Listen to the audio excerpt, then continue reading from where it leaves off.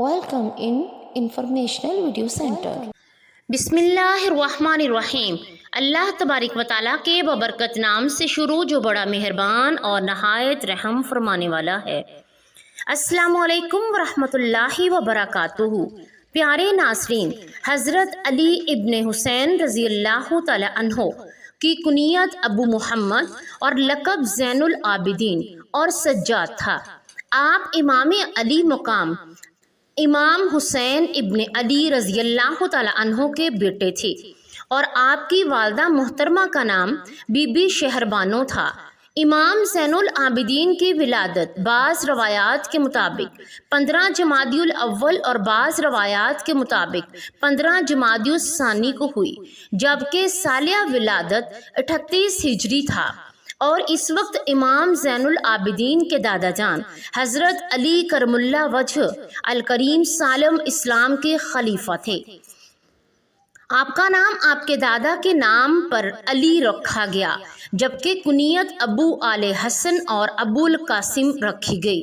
वलादत के चंद दिन बाद आपकी वालिदा का इंतकाल हो गया, जिसके बाद आपकी खाला गुहान बानो जो कि मोहम्मद बिन अबी बकर की ज़ौजा थी और उन्होंने अपने शौहर मोहम्मद बिन अबी बकर के इंतकाल के बाद शादी नहीं की थी। उन्होंने इमाम ज़ैनुल आबिदीन की परवरिश फरमाई।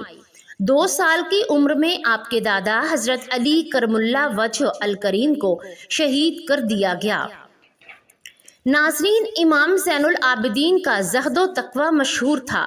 वुज़ू के वक्त आपका रंग जर्द हो जाता था। पूछा गया तो फरमाया, मेरा तसव्वुर कामिल अपने खालिक माबूद की तरफ होता है और इसके जलाल और रोब में मेरी ये हालत हो जाती है। नमाज की हालत ये थी कि पाँव खड़े रहने से सूज जाते और रात भर जागने की वजह से रंग जर्द हो जाता। नमाज के वक्त आपका जिस्म लरस और बंद अंदाम हो जाता था।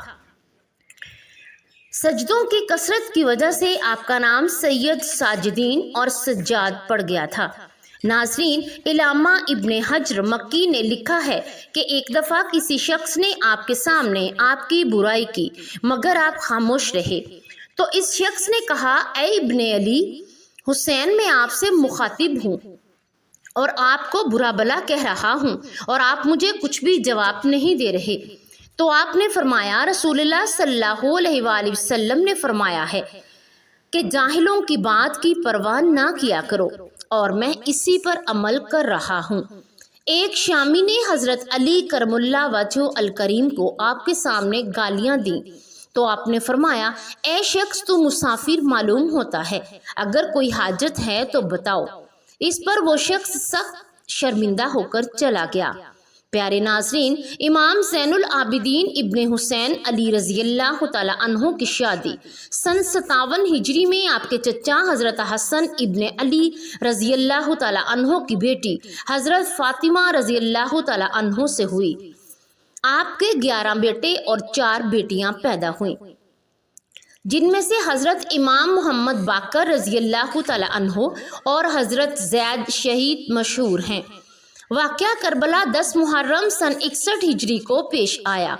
28 रजब सन 60 हिजरी को आप अपने वालिद इमाम अली मुकाम इमाम हुसैन अलैहिस्सलाम के हमरा मदीना से मक्का तशरीफ़ लाए और 8 ज़िलहज सन 60 हिजरी को जब इमाम हुसैन अलैहिस्सलाम हज को उम्रा से बदल कर आज़िम सूए करबला हुए तो इमाम सज्जाद रज़ियल्लाहु तआला अन्हो भी आपके हमरा थे।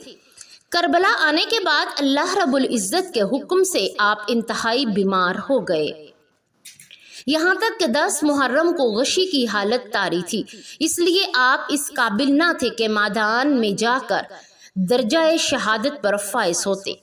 इमाम ज़ैनुल आबिदीन ने 61 हिजरी में आशूरा के दिन इमामत की अजीम जिम्मेदारियां अपने कांधों पर संभाल लीं।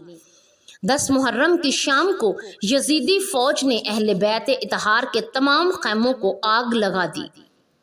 तमाम खवातीन को एक खैमे से दूसरे खैमे में जाना पड़ा।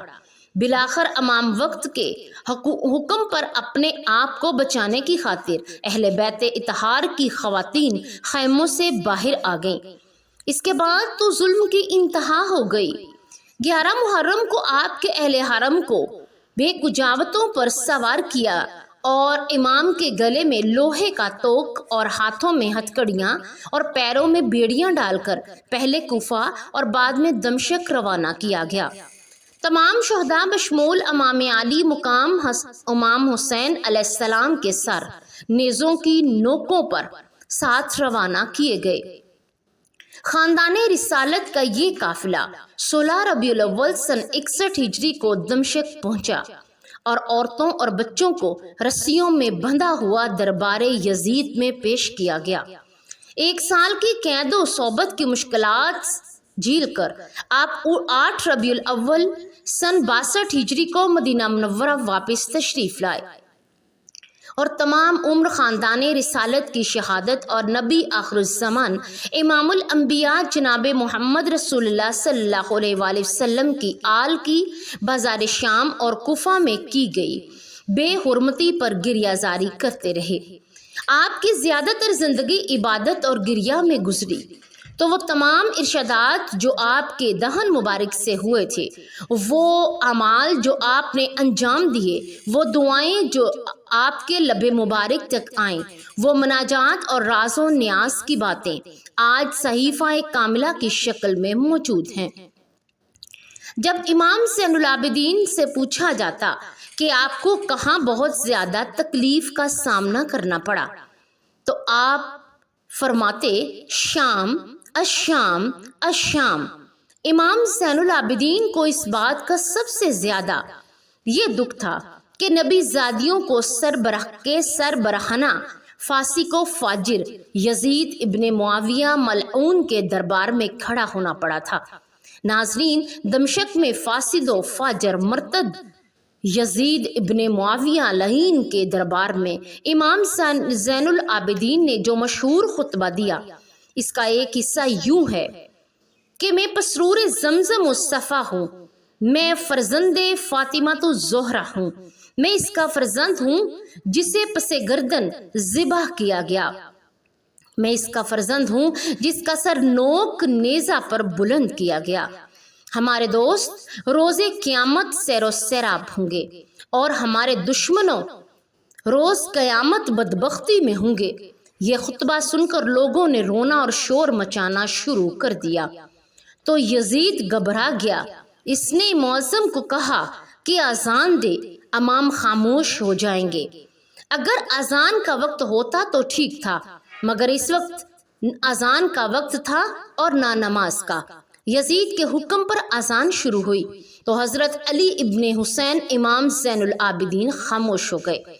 जब मुअज्जिन ने हजूर ताजदार ख़त्म नबूवत सल्लल्लाहु अलैहि वसल्लम की रिसालत की गवाही दी तो हज़रत इब्ने अली बिन इब्ने हुसैन इमाम सज्जाद इमाम ज़ैनुल आबिदीन रो पड़े और कहा, ए यजीद, तू बता कि मोहम्मद सल्लल्लाहु अलैहि वसल्लम तेरे नाना थे या मेरे?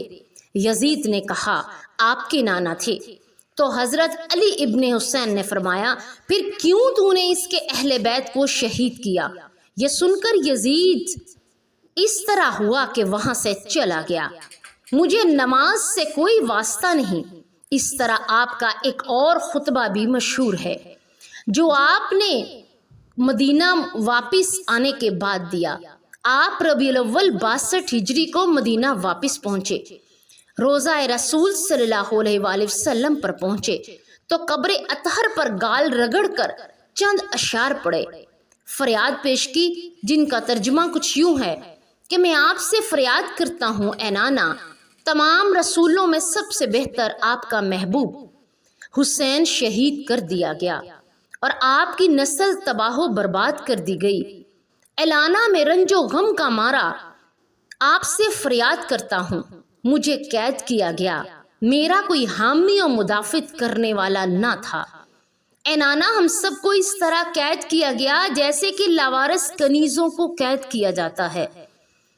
ए नाना, हम पर इतने मसाइब ढाए गए जिनको उंगलियों पर गिना नहीं जा सकता। नाजरीन, मरवान इब्नुल हकम के मरने के बाद سن 65 ہجری میں عبد الملک بن مروان نے تخت نشین ہوا تو اس نے حجاج بن یوسف کو حجاز کا گورنر بنا دیا، کیونکہ حجاج نے عبداللہ بن زبیر رضی اللہ تعالی عنہ کو قتل کر کے حجاز پر قبضہ کیا تھا۔